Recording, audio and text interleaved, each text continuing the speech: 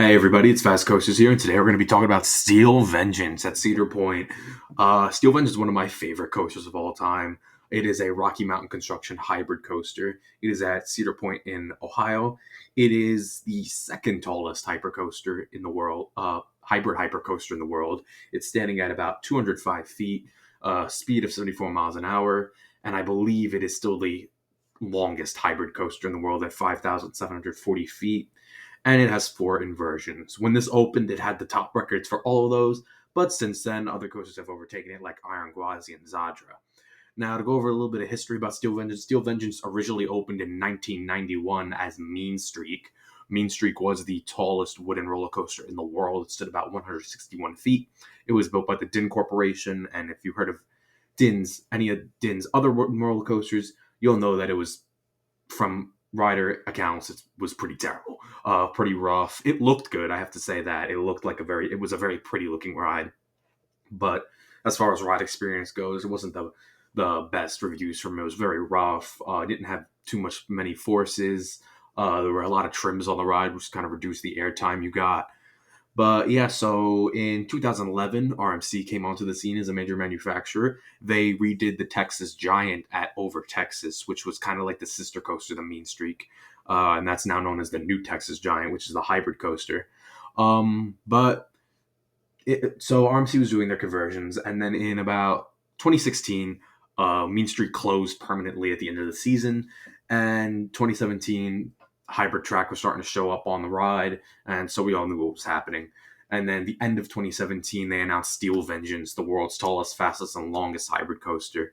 I gotta say, when this dropped, the hype was incredible.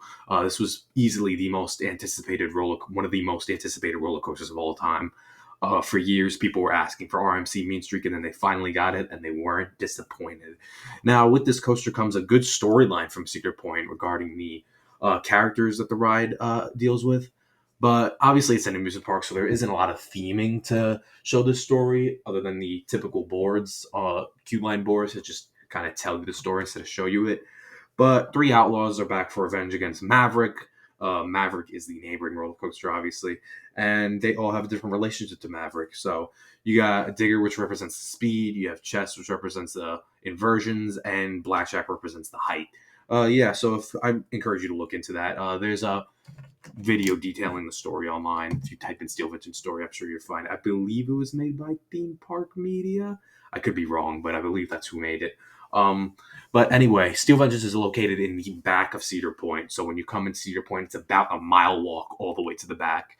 And just be aware, if you're not coming in for early entry or you're not coming in from the hotel entrance, you're gonna have a disadvantage because the hotel, if you come in from the hotel entrance, you have a shorter route to Steel Vengeance, and if you come from the main entrance, there's already going to be people at Steel Vengeance. But Cedar Point has so many rides, the crowds will spread out. But I will warn you that Steel Vengeance does have one of the longest lines in the park. During my visits this year, it was hovering at around like a 60-minute, 75-minute wait typically.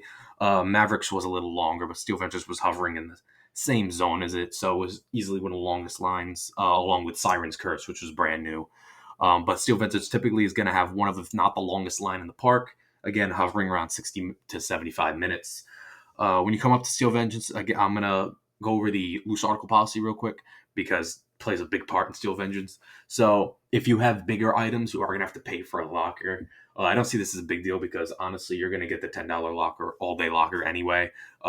So you just put your bigger items in the locker, and then you could take your smaller items in with you, like phones or glasses, without a strap. And then you come into the queue, and once you hit the merge point for fast lane, there is metal detectors. And once you hit the metal detectors, if you have stuff in your pockets, you will be sent to the smaller lockers, which are in the queue. It's very similar to Wildcats Revenge. They're double-sided, so once you come off the ride, on the ride, there's an easy access point, and they're free, which is also great. So you put your smaller items in there, go through the metal detectors, and then you're on the ride. The presentation of this ride is incredible. The big entrance marquee out in the front, the ride's just looming over you. There's this music playing, which really sets the tone in for the ride. If you usually Steel Vengeance, it's usually just what I've waited in. It's in the first kind of cattle pen switchback, and from there, I've waited probably about 45 minutes for Steel Vengeance, around max 45, 60 minutes. Obviously, one time I did wait about an hour, like an hour and a half, because there was a weather delay. But again, there wasn't really, when I went up for the weather delay, there wasn't really that much going on in the park anyway. So I just sat it out, waited for my favorite coaster, and then it reopened, and we got right on. So yeah, Steel Vengeance doesn't really have too many issues with downtime, but I did notice it went down a couple times during my visit. Of course, right when I was about to get on, it went down, but it was only for about 20 minutes, and then it came back. And obviously, weather is going to shut it down as well. So, like lightning, thunder, high winds, that will shut the ride down. Any rain might shut the ride down because obviously the lake location. And so, yeah, so you go into Steel Vengeance. This ride does have Fast Lane Plus. So, if I would recommend getting Fast Lane Plus for Cedar Point if you're on a limited time schedule. Yeah, so you get on Steel Vengeance. The trains look beautiful. They're themed to these mine carts. It's the Generation 2 train, so it's very similar like the Twisted Timbers train or the Wildcats Revenge train. You do have the big bulky over the shoulder. I'm not the over. Oh my god! Imagine if Steel Vengeance had an over the shoulder restraint. But you have a big bulky lap bar. Do make sure you put the seatbelt on and don't pull down your lap bar. You know somebody's going to, so they're gonna have to open up the lap bars again. It just makes it faster if you guys just listen to the operators, buckle the belt, and then when they push it down, that's when it's good. They also, I like how Cedar Point, they have microphones for the operators so they could work while they talk, which is pretty cool. Wish we got those, but so Steel Vengeance, once it dispatches, you go through the straight track. This is where the transfer track is. Do a right hand turn out into some bunny hops, which give off pretty good, solid airtime for a pre lift section. And then you go into the loud lift hill. It's about 45-degree angle. It goes up pretty quickly. You're up at the top in about 30 seconds. And then you crest over into the huge drop, which is 90 degrees. It was the steepest hybrid in the world when it opened. And so you crest over the huge drop in the back. This is incredible. Get completely flung out of your seat. In the front, it's still good, but I do prefer the back. And then come down the drop. You get this bunny hop, which into the next element. The bunny hop, it's not too jarring. It's kind of flow-jector, but it's pretty fun. It's not too violent. You go into the main top hat of the ride, which is this giant airtime hill, which is kind of like, it's not banked, but it's turning right slightly just to follow the layout. So you get good laterals and you get good airtime on this hill. And then you go into the giant outer bank, which is incredible. You just get flung right out of your seat, just twisting again to the right and then down. Then this is where the on-ride photo point is. And then you hop up and then into it's kind of like an upward zero G roll. So think of like a backwards Iron Gwazi death roll. So it's kind of like it's doing that, but it's doing it upwards. And the where it levels out is actually at the apex of the element. So you get really good whip because it continues to twist to the right. So it's kind of like airtime, hang time all in one. So it's a really fun element. And then you go under the lift hill. You do this kind of very small wave turn, just to add some spice to the ride. And then you go into the downward stall. So it's kind of like, it reminds me of Wicked Cyclone. Wicked Cyclone does it upwards. This one does it downwards. So again, the apex is flat. So it's not, so you get really good whip coming down. You go down another dip and then into the double up, which is you go up straight and then it turns to the left and you go up again. Really good airtime on this moment. This is where you hit the mid course. So the mid course, it hasn't really trimmed that much on my rides, and if it does, it really doesn't matter to me. I don't really notice it too much. So then you go down, you turn a little to the left and get sent down underneath where you were earlier. So you go underneath the top hat element. And then what the ride does, it goes into its airtime barrage. So if the first half is big moments, the second half is a lot of small airtime hills.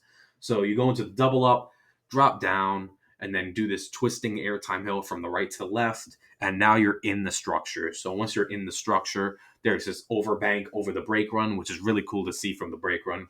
Overbank over the brake run, and then you go into the zero G roll, which reminds me of how Wildcats Revenge's last zero G roll feels. Very whippy, not too violent. Just it's not violent. It's very flowy. So then you go into more airtime hills, which following the structure, and then you go underneath the structure again. And now we're under the overbank or the giant outer bank hill. And then there's this hidden wave turn in there, which is really good. So it just flings you out and then back in, and it's really good with the wood structure there. And then you go into another zero G roll. Feels a lot like the first, a little bit whippier. And then you go into a left-hand overbank. So the zero G roll, it exits to the left and then banks again to the left, so it's really whippy on your body. Once you go through that outer bank, you hit you hit an airtime hill, and then you hit 6 airtime hills in a row of varying sizes. So they're pretty tiny, but you get flung through them all. If you don't like violent airtime, you probably won't like this section, but if you don't mind it, you're gonna like this section. Then you go into the break. So yeah, it is a long ride. So if you do wait a while for this ride, you will get a bang for your buck because it is a long ride.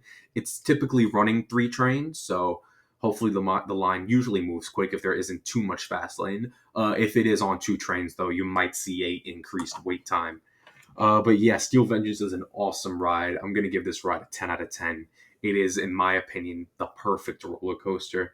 There's so much other great stuff about it that I didn't get into in this video, but I encourage you to watch my vlogs from the past season at Cedar Point. I did 2 vlogs. One thing I do want to touch on briefly is night rides on this. If you don't believe Steel Vengeance is the best coaster in the world and you haven't been on it at night, I highly recommend you go on it at night and then reevaluate your opinion, because a night ride on Steel Vengeance is the best ride in the world. I will stand by that. There is no doubt in my mind that Steel Vengeance is the top roller coaster in the world. So this is going to be the first Cedar Point review of many. I'm going to be reviewing most of the coasters at the park. Yeah, stay tuned. Thank you for watching, and I'll see you next time.